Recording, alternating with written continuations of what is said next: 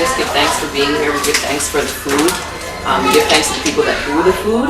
And we always cook with joy in our hearts and a lot of laughter and fun.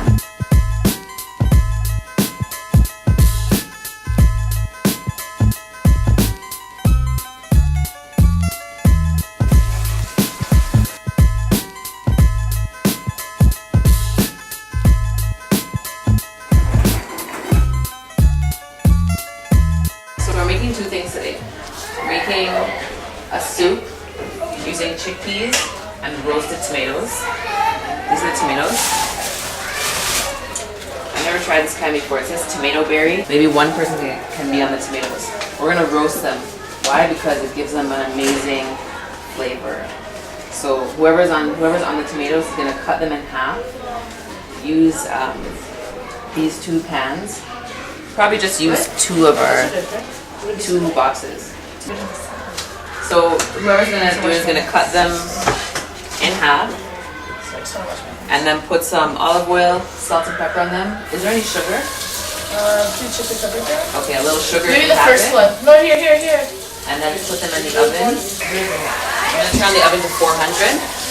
The first cover there. I can do that. Okay, you can do the tomatoes. Yeah. I really encourage tasting in the kitchen, so don't feel bashful if don't feel like you have to sneak a taste. Just do it sanitarily. Don't double dip and lick your fingers and stuff like that. But taste the food and really understand what you're eating.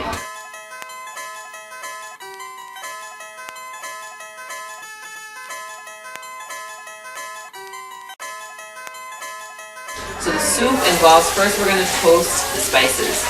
There's very few ingredients in the soup because I want to keep it simple and I want to make it so that people can remember what they're doing.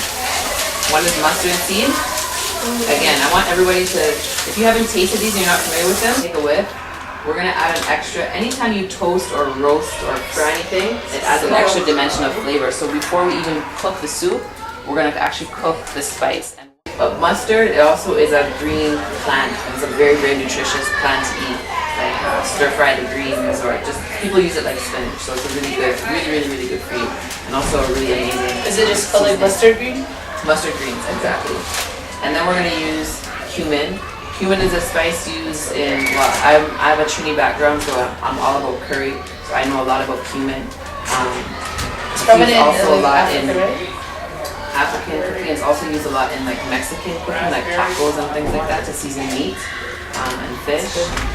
It goes really well with anything like chickpeas, lentils, beans.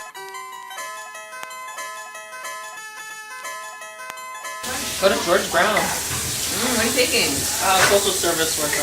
Wow, okay. Wow. Lindsay, what about you? I go to Centennial College. I'm taking community and justice services.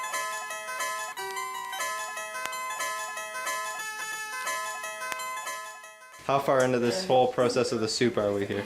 We're about a quarter of the way done. Okay. Okay. You take the quarter of the way done?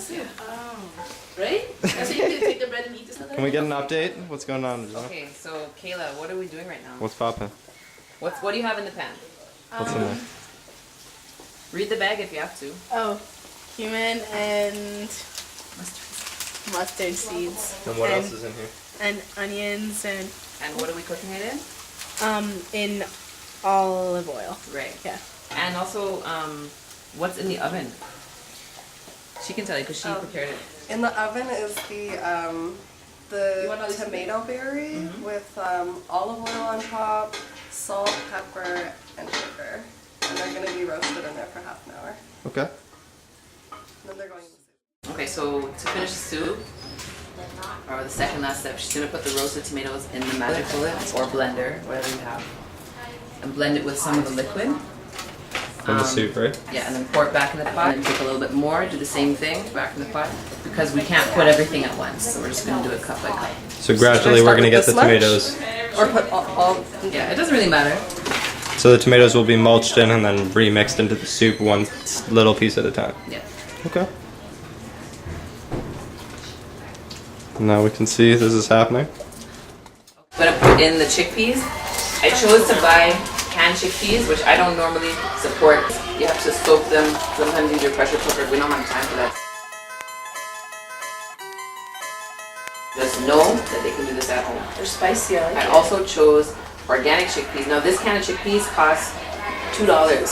If I bought a non-organic, it would be about 79 cents to $1, right? We would have used a food processor to make it more smooth so that we don't have chickpeas floating around and have more of a creamy, kind of a thick like stew that it's really nice. The last thing we're adding to the soup, cilantro again.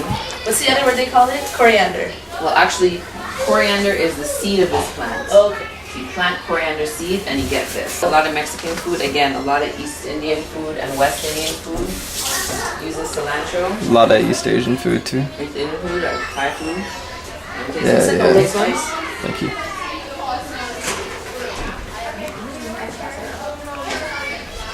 That's the soup.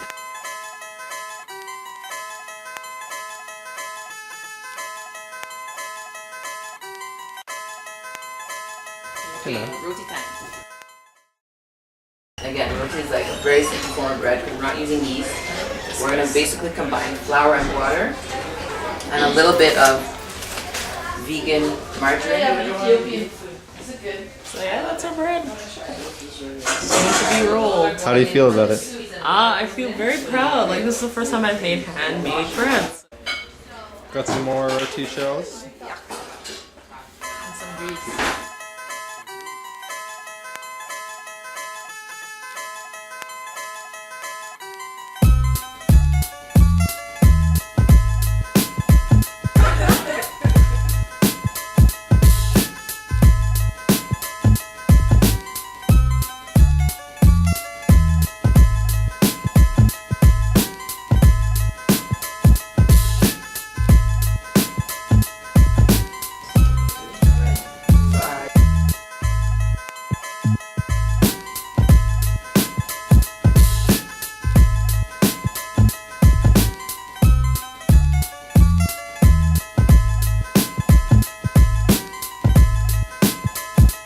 It was awesome. She was really helpful, really nice. She was talking us through the whole thing, and she provided us with a lot of like health information and healthy eating and organic foods.